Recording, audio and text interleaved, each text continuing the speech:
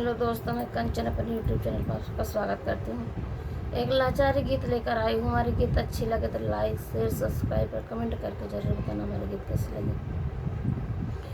एक कंगना बड़ा खुरापाती खाना के जाला आधी राती। एक कंगना बड़ा खुरापाती खाना के जाला आधी राती।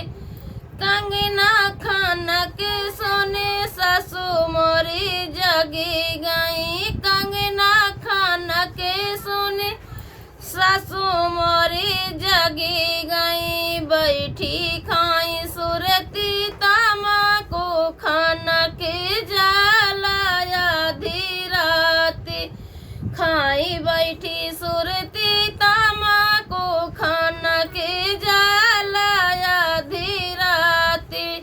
ई कंगना बड़ा खुरापाती खाना के जाला आधी राती।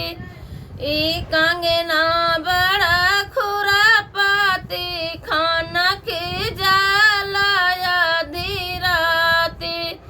कंगना खाना के सुन जेठान मोरी जगी गई। कंगना खाना के सुन जेठान मोरी जगी गई। वही तो लड़ाई सारी राती खाना के जाला आधी राती।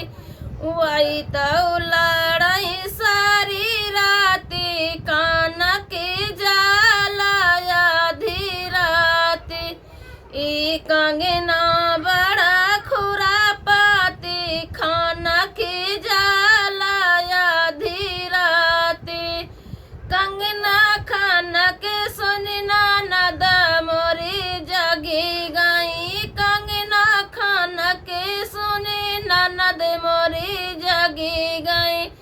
ननदोई से करई बात सारी खाना के जाला आधी राती। ननदोई से करई बात सारी खाना के जाला आधी राती।